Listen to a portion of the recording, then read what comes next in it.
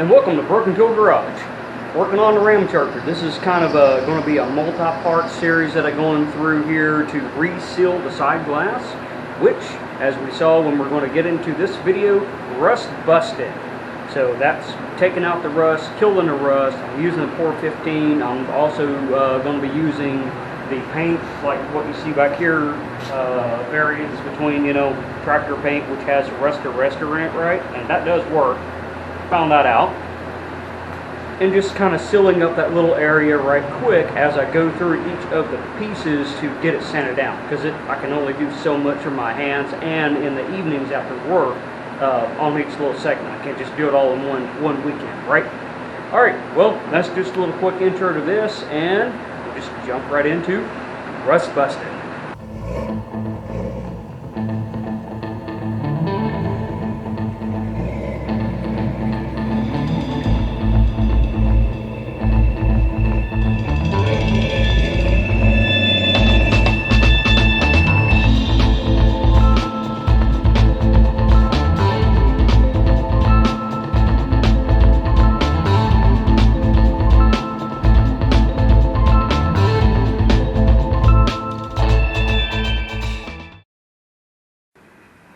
Alright, I got a little of this cleaned up. It's still not cleaned up good enough for the painting, because it'll have to be prepped and painted and sealed before I go back in there. And we see in here we got some rust. I don't know if that's the way the light's shining on there or not. I'm looking at the screen and ooh. There we go. Yeah, there's a little bit of rust. Nothing bad, no pits or holes or anything, but it needs to be addressed. So I'll need to strip that down to bare metal. So I've got my tape on here. I'll probably need to come in and do a little bit more. So what I found is the first layer that was on there I was looking at, I did not get lucky. This just come right off. It was not sealing. This, I'm pretty sure this is RTV. This, which is what I took off down there, that was not up against, we can see right up in here, it's not up against and sealed good. It's like it's peeled back a little bit, or it just wasn't really done real good to begin with. And that would explain to RTV is someone has come through and pulled the trim off and put that in there. Could have been something the dealership did, or a repair shop or something like that. They just put that in there instead of putting the other stuff. If they would have used the urethane and just done another little bead around there, wouldn't have been an issue. Alright, that gets you up to speed of where I'm at. So I have pretty much there to there done. I'll need to strip this off, and I don't want to take the glass out because it's stored quite well right where it's at. If I take the glass out, where am I going to put it so it don't get broke? Well, I think right where it's at is a pretty good place for it not to get broke. I mean, it's been in there for like 30 years, so I think that's pretty safe. And like I said before, it is popped loose from there. Alright, let's quick little catch up. The Ramcharger's moved over. So if you watch my Instagram, you know why the Ramcharger's moved back over, right? Because it probably has something right over there somewhere. So that's a little bonus stuff you get if you watch Instagram. I'll throw stuff up every now and then. Alright, well, that is a lot of work. I don't know how long it's going to take me to do that, because this is something that has to be meticulously done, and it's very time consuming. So I'll just continue working, and I'll show you what I get when I'm ready to go to the next stage. Okay, Ramchargering. I have a, not be too much light. You see one little segment in between the in between the two little rivets right there for the trim. I've got that looking fairly good as far as getting rust out. And I've had to go in. I used my little Dremel with a stone to grind some of that out. That rust, what I'll do, it'll look like it's on the surface, but I'll come down and it'll spread out underneath, and then it'll come back and crop back up in little spots, right? It's just like a big cavern in there. So I think that's good there.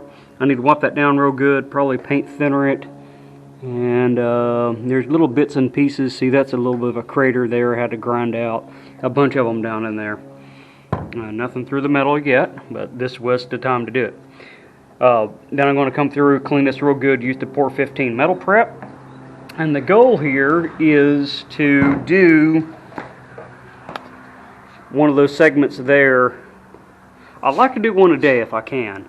And there's about 7 segments, so there's 1, 2, 3, 4, 5, and then the ends, right? So that's 7 segments. So if I do one a day, that is well, it's going to take me a week to do it, and I think that's a realistic goal, because that's a lot of cleaning. That's taking it all the way down to the metal, getting it wiped down, and getting the Pour 15 on it before there's more rust that pops back up, and that just will kill the rust. You have to get all the rust out and then prep it with something to get rid of rust. So what I'm going to be using is Pour 15 metal prep, and I'm just going to use regular old just paint thinner to wipe it down with, with a rag to get all the heavy stuff off there, any kind of residual oils or anything. Yeah, there's the primer. I may shoot a little bit of slick seal on there too, because it's one of those things I don't want to be back in there. I mean, some of y'all might think that doing stuff like that's fun. I don't really find it all that fun. That's not the fun part of doing this stuff, but it's the necessary part of doing it. So I want to do it right and be done with it and don't have to come back.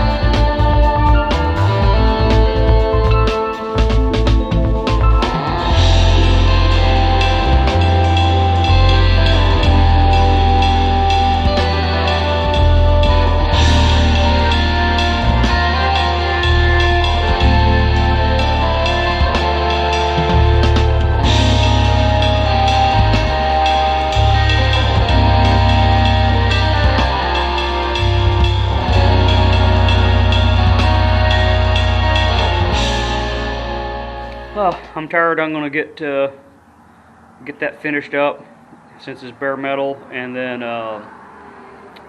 tomorrow's another day.